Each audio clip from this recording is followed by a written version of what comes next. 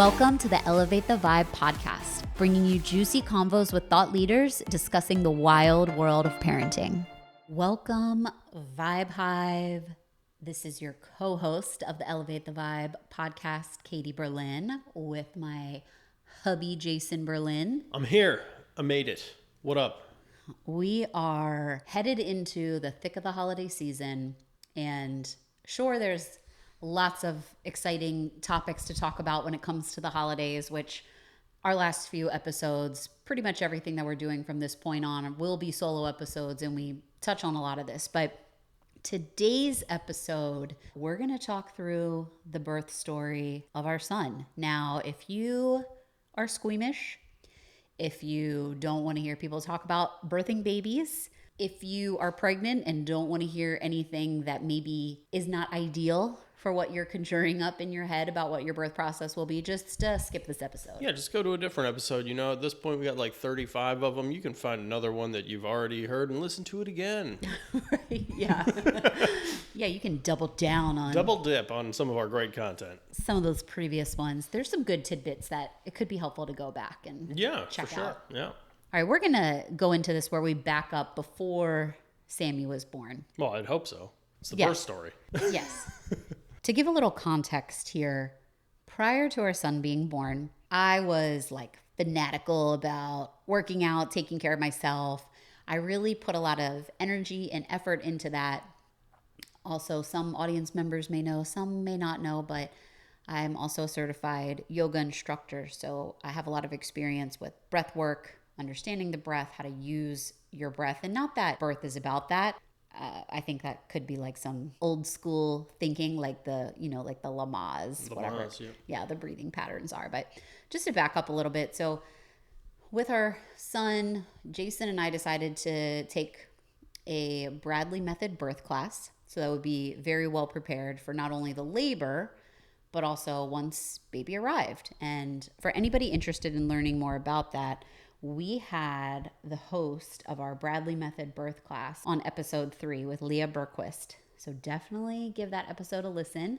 If maybe you're a parent and you're considering having another child and want to take a birth class, like credible information, a lot of knowledge. Also, just to set the stage on this, I did not give birth in a hospital for my first birth, and I am not going to for my second birth either.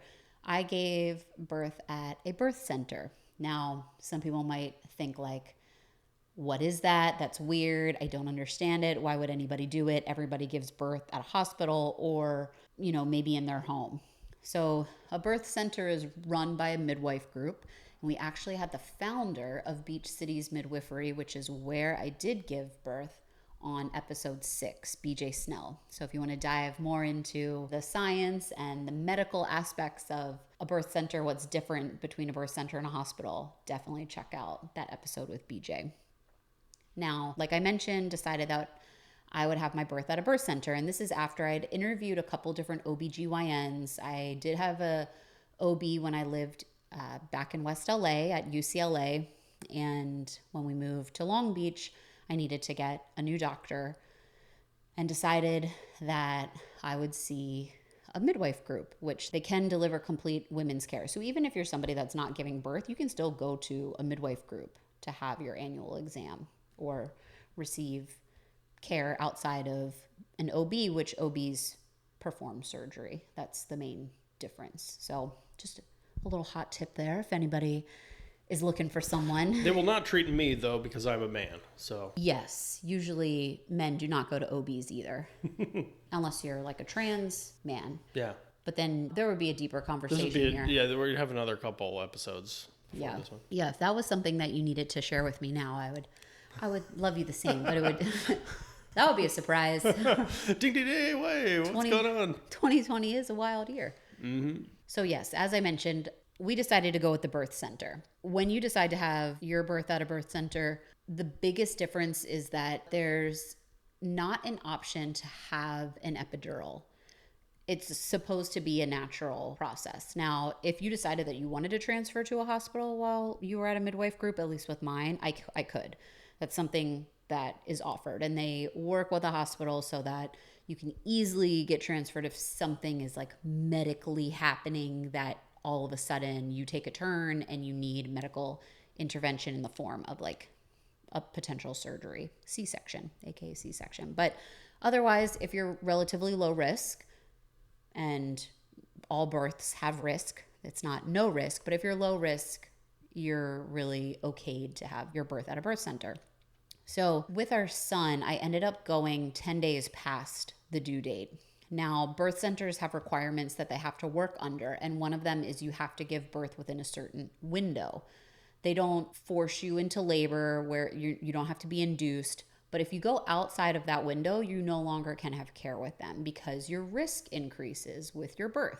So then you have to go move into a hospital setting. So what ended up happening is I needed to get additional testing done and monitoring, which had to take place at a hospital. So Jason and I went over to the hospital, had to get strapped up and monitored. 2 o'clock in the afternoon or so, right? Yeah, probably around like 3 or 4 p.m.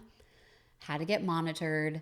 And during the monitoring process, everything was fine. There were no red flags. They're like, you're fine. You can go home. When I was at the hospital, the doctor who was on staff at that time was seriously pressuring me to induce labor at that moment. She was like really pressing me hard. And I was glad that I had the knowledge from Leah's class to be able to stand up for myself to say no, because otherwise I probably would have been afraid. That doctor was like crazy pressuring me, and I stood my ground and I was like, no, I want to go home. I'm ready to leave. I want to go home. So eventually they were like, fine, you can leave. This was probably like 6 or 7 p.m. I'm finishing up. I just go to use the restroom. And when I pee, now if you don't like graphic content, go ahead and turn this off.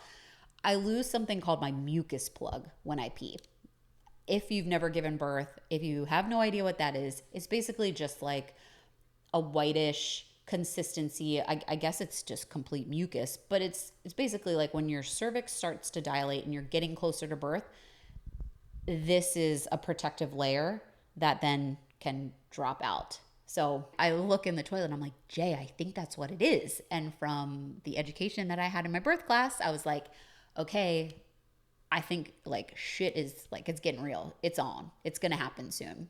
Now, just as full disclosure, just because you lose your mucus plug doesn't necessarily mean that labor is coming right away, but it is a telltale sign that it could be very soon. Kind of like when somebody's water breaks. Similar. Like your water can break. It doesn't mean that you're going to have a baby in like an hour, but it's like probably in the next few days your baby's coming. Movies would have you think that your water breaks and then the baby's there like a second later, but that's not really the case. Maybe for some people. Ah! Yeah. Wow, that was quick.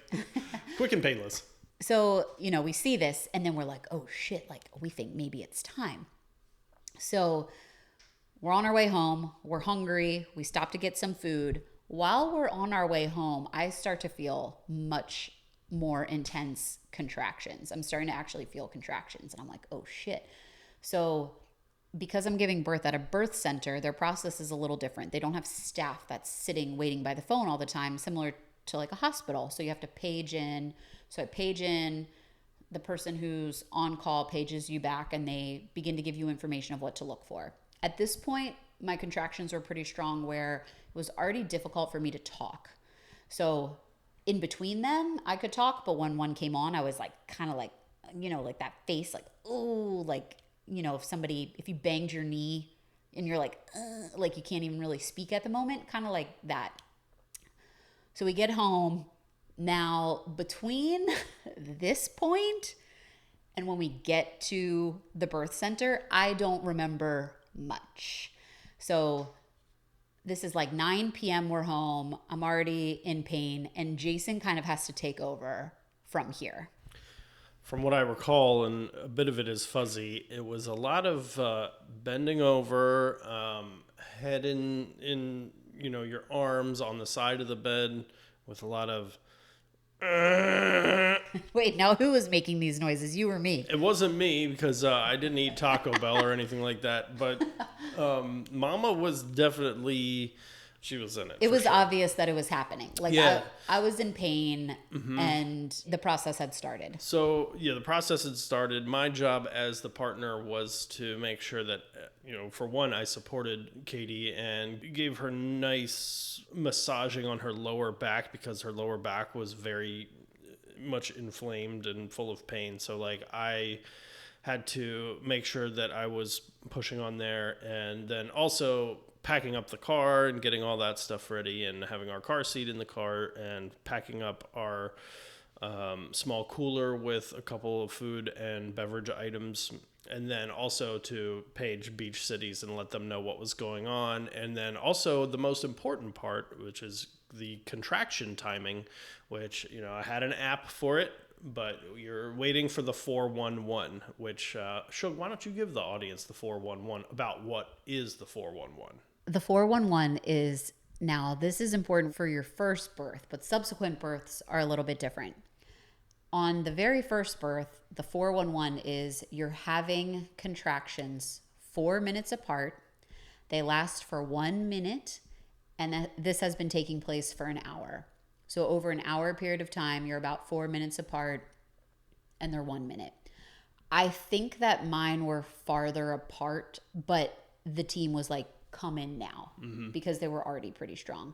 And Jason had mentioned that he had to put in some extra work to really press on my back. Now, there's something called back labor, and then there's regular uterine contractions. Many women will have contractions in their uterus where the front of their stomach, like near their pelvis area, begins to tighten up. And some women have what's called back labor, where their contractions are mainly felt in their back. When you have back labor, apparently it's a lot more painful than when you're having labor in the front. So already I was like, oh shit. Like, I think I probably had already kind of blacked out at this point from like pain in a way. Cause I don't even really remember. So Jason mentioned car was packed up, had everything ready to go. I do not remember getting into the car. I do not remember driving to the birth center, but this happened around 2 a.m. is when we arrived. So one of the midwives greeted us there. There was a birth assistant. There was Jason. We ended up not having a doula because we had a midwife and birth assistant. I think doulas probably are fabulous to have and could have still helped, but we just chose not to. We didn't really know what to expect. Now, from 2 a.m. until when our son arrived. So he was ultimately born at 8:30 in the morning. I don't remember a lot during this time, but the benefit of a birth center is that you're not hooked up to any sort of contraption, so you can walk around. I remember just being in such excruciating pain I could barely move. And I don't want to scare people who haven't had children, but I was screaming so loud at the top of my lungs in pain for the entire time that I was there. I pushed hard with all of my might, every bit of strength and energy that I had for about 4.5 hours. And when you get to about 4 hours of pushing with a midwife group, they sort of determine, like, do you need to get transferred to a hospital at that point? So that's a decision that they do have to make. So because it's like, okay, that's an abnormally long period of time to push that long. What was happening was that because I was, super avid about working out and taking care of my fitness, that little vag was strong. It was tight. It was strong. It was strong. And it didn't really want baby to come out on its own. So what ended up happening was that the team performed an episiotomy. That is where you do have an incision made, a small incision to help open up the vaginal opening there so that baby can come out. As soon as that happened, Sammy's little head bloop, popped out. Now, the entire time, Sammy was fine. They're monitoring him. You're not hooked up to anything, but they have like a mobile monitor that they bring around to check. I was a wreck. I was hyperventilating. I couldn't breathe. I was screaming at the top of my lungs, Jason was pressing on my back constantly because I was in like such extreme pain. I I barely remember this. I tried like the tub. They have giant tubs that are meant for giving birth in a tub. I tried the tub. I tried like squatting. I could barely move. I would move a little bit and it would take me like 20 minutes to like take a step or something because I was just like screaming with every push. And eventually found a position that worked, had the episiotomy. Sammy's little head popped out there. And there was like two moments where I stopped screaming and I wasn't hyperventilating anymore. Now, mind you, I was hyperventilating for about 4 hours, like not 10 minutes, not 15 minutes, Yeah. 4 hours of screaming and hyperventilating, like screaming at the top of my lungs, like not, not probably like a normal process. And there was this pause, and I remember, like, this is what I now remember more. And I remember, like, the pause of, like, a little bit of relief and, like, seeing the light at the end of the tunnel. And then I had to do, like, one more push, and shoulders came out, and then basically he was out, and he was born at 8:30 in the morning. So, all in all, my labor was about 12 hours with only, a short period. Well, not a short 4 hours period. of pushing. 4 hours of pushing, which is abnormal for anybody that has not given birth. Most people are around 2 hours or less. 4 is abnormal. And at that point, after he was out, of course, the team, they have to repair the area where the episiotomy was performed. And they also have to have your placenta come out. So after you're done with this, placenta like kind of comes out on its own, and they might help it out a little bit, so they like press on my stomach a little bit. But after you've been pushing so hard for so long, like my stomach was so sensitive. And I remember that, like I remember this part, like this part I kind of remember. And the reason that the placenta part is important is because I did end up having my placenta encapsulated. So there is somebody that came in, picked up my placenta. Jason mentioned we brought a cooler. So we brought food in the cooler, cleaned it out while we were there, and ended up packing it for the placenta. This person came, picked it up, took it with her. She has a sterilized facility where she can encapsulated the placenta, and then came to our house the next day to drop it back off. So that's like my placenta was turned into pill form. And the reason that some people do that is because it's considered that there's a lot of nutrients that can help mom recover. Plus, it's been said to help with like postpartum depression and baby blues. And I was willing to do anything. I'm like, shit, if I got to eat my own organs, fucking eat my own organs. I don't care. Take one for the team. Right. I mean, we talked about like, would we chop it up and put it in a smoothie right then and there to have a little placenta smoothie? I mean, people, it's a possibility, but I decided let's encapsulate instead. We don't need to chop it up right there. We didn't have to bring Bobby Flay into the house to do this. So, Sammy comes out, placenta's on its way, gets stitched up. Now, benefit of a birth center is that you do not stay long in a birth center after the birth of your baby. So many women, if they're in a hospital setting, now if you have a C-section, totally different. But if your baby just like slides right out of your vag, then in a hospital, you still do stay in the hospital for like a day or 2 days after. The birth center part of the process is that you just kind of pack up and you go home after. 4 hours. You have 4 hours from when baby is born to get the hell out of here, essentially. So in that 4-hour window, we're just kind of there. Bonding time, yeah. In the bed, bonding time. Sammy's able to come right to me. They don't wash him off or do anything like that. And then the thought process of you going home right away is also so that you get to go home and you get to rest immediately. Because I had pushed for so long, I had lost the ability to use my legs, basically. So I couldn't walk. We needed a wheelchair. And that whole part was gnarly. The recovery part was gnarly, but just trying to get into the car after, I was definitely in rough shape. And thankfully, from the birth class that we took, we were prepped with everything that we would need to like handle baby at home and caring for me. But it was a little bit more extreme. I don't think most people have that scenario where they can't walk. I mean, I think women that have C-sections experience this because of the surgery, but mine was that I really couldn't move my legs. So it was a little different in that we did have to set up upstairs only in our home. And I basically was like bedridden. I couldn't really walk for about 2 weeks. It took about 2 weeks to be able to walk, and Jason had to move my legs around. And then if I did stand up, like if I needed to get up to go to the bathroom, like I could try to stand up and like move a little bit, but I didn't have any control over my bladder either. So we had to line from our bed all the way into the bathroom with puppy pee pads because I'd stand up and I wanted to hold in my pee, but I couldn't. If I was laying down, I could hold it in. But when I'd stand up, I mean, it would just kind of pour out of me.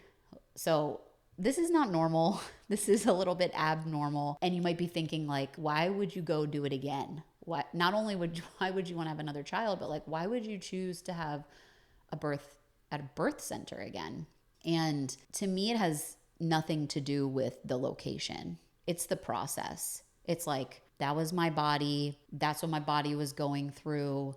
If I would have done that in a hospital setting, they would have given me a C-section, like probably immediately. And they would have given you an epidural too, and we didn't want you to have an epidural. Yeah, I wanted to try the natural route and see what it was like. So we're doing that again with baby number 2. If you've had more than one child, I've been told, I don't know this yet, but I've been told it can be a lot easier with number 2. Your time's usually cut in half. I think if my vag wasn't like a steel trap for Sammy on the first time, I think that he probably would have been here in like 3 pushes. I was like proteined up. I was like jacked up. You were Kegeling all the time. Yeah, I was like, my body was like, we are fucking born for this. Yeah. But my vag was trying to be like a, Fort Knox. And I was like, no, you gotta let people out. Like, let people out. like, we don't want them trapped inside. We want to let them go. Like, let them out. So hopefully this time, if I have to do another episiotomy, I will. Absolutely. Maybe a little earlier this time. But yeah, I think last time they were trying to preserve my body. And in that process, I was pushing so hard for so long, but they were trying to preserve. They didn't want to intervene. That's the whole point. But I do remember like requesting like early on. I was like, just get the baby out, like cut the baby out. I don't care. I do remember that at some point. So not everybody has this crazy experience. Hopefully number 2 will be different and we can get on the mic again after she's born and say like, oh my God, it was a breeze and it was so easy. Yeah, the wind just blew and there she was. I had a little light cough and whoop, there she is. Oh, baby. Yeah. I thought I had to pee and then baby came out. So yeah, hopefully it'll be like that this time. But Jason was awesome taking care of me, not only in the moment, but for the weeks that followed. It was like, I could not have done it without him, and having him by my side through that entire recovery, because it's not just like, you go to your doctor and then at 6 weeks, they're like, you're cleared. I would say it was probably 8 months. I would say 8 months until I started to feel about like 70%, probably like decent enough to work out a little bit more regularly. And then probably about 1.5 years until I started to feel more like myself and my body like sort of getting back. It's never going to be what it was. And in that time between those 8 months and 18 months, I did end up going to pelvic floor physical therapy. And we had Dr. Christina Vivett on the show. That was episode 5, to talk about what pelvic floor physical therapy is. Yes, she was my doctor and greatly helped me in the recovery process. I definitely could have gone a lot sooner. I just waited just because it's like, I don't know what's normal, what's not normal. So it was really a benefit to have her services. And I guess all I can say from a dad's perspective and from the significant other of the one who is going through this is that all you can do as the man is to just stay by your lady's side and give her everything she needs, rub her when she wants to be rubbed, get her plenty of water, fluids, make her pads for her, everything. And, you know, in our last episode, we talked about the birth prep. So listen back to that and, you know, get all of your prep stuff together and just be your lady's partner, be your lady's best friend, and be there to support her as best as you can. And that is the way you show up in this world. You got to be a good dad, and really, like, that's your first task right there, is to take care of mama and the baby, of course, too, but she's focused on the baby, you're focused on her, and that's the only thing that matters in the world. Not only were you down to change baby's diapers, but you were down to change my diaper too. Even if I had to change the Depends, I would do it if I had to. I don't know that I had to dip down into that level, but I was ready to, you know. But you did mention the pads, the pad preparation, which is important, as Jason mentioned. Check it out in the last episode. But having a very handy, helpful hubby who could just jump in and do anything made the biggest difference. Or whoever your significant other is. All in all, having the support of like a friend or family member, spouse, significant other, whoever it may be, just there to help you really make such a big difference during that time. So Vibe Hive, if you have a birth story you'd like to share or some tips or tidbits that maybe we've left out if you haven't been paying attention to the last 34 podcasts, and maybe you want to let us know something we don't know, just comment on our latest post at Elevate the Vibe on Insta. Thanks for tuning in. Peace.